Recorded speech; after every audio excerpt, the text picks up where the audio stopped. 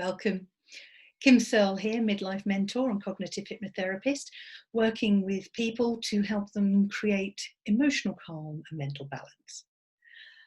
I thought I'd just tell you about an opportunity I had last week to go and see my granddaughter at nursery. How fabulous was that? It was an opportunity I grasped with both hands, and I'm very lucky that because I work the way I do, that I can do that. And it was just such a lovely event. She was amazing.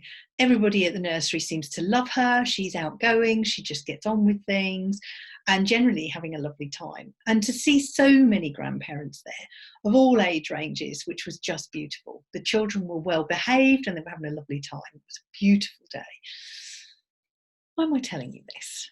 Because it brought to mind when my children were small. And I was at that time working for companies where time off wasn't necessarily something that you could do easily. It was a 9 till 5:30 sort of scenario, and you had to be at your desk. I'd like to think businesses are becoming more enlightened, and then probably more by industry at the moment, but that's by the by. But what it did remind me of is the article I've just written on empty nest syndrome, where parents are starting to get ready for their children who have grown up and just about to leave home, and how they might be feeling about that. And it is a difficult time.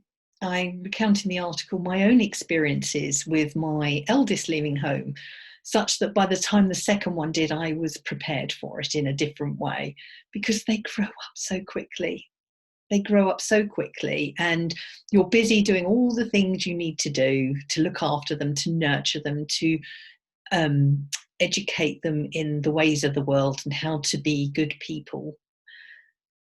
But that moment that they leave, the thing that we've technically been working for since they were born, doesn't prepare us for us and how we're going to feel. And it's okay. You can feel a whole wealth of emotions that go on when your child leaves home. You might lose some sort of identity, because particularly if you've been a stay-at-home parent, that's who you've been for the last 18 years, say. So what do you do? What do you do with all these emotions of loss, of bereavement in effect? Because the part of you that you've been has now got a transition phase to something else, and we don't always know how to do it. The first thing you must do is be kind to yourself and allow yourself to feel what you want to feel. It's okay. It's normal. The second thing is not to put the burden on your departing offspring, which is all very, very easy to do, because you've been worrying about them all this time. And of course, now it's different. Now they're off into the world, and your role of being the protector may actually diminish somewhat.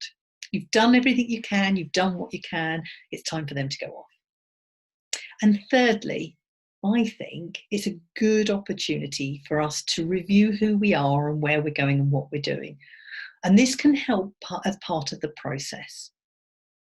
So if you are going through this and you are concerned about what this is going to mean for you, particularly in terms of your work or your identity, or maybe even your relationships, because they could potentially change, have a look at my article. I'll put the link in the comments below, and reach out if you need to.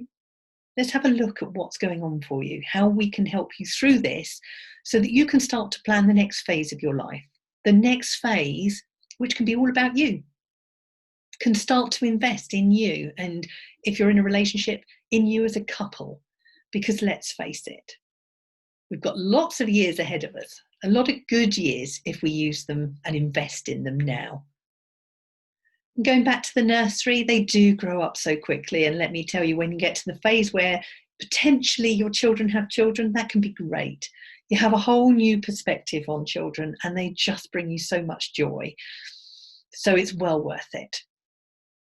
Thank you for listening.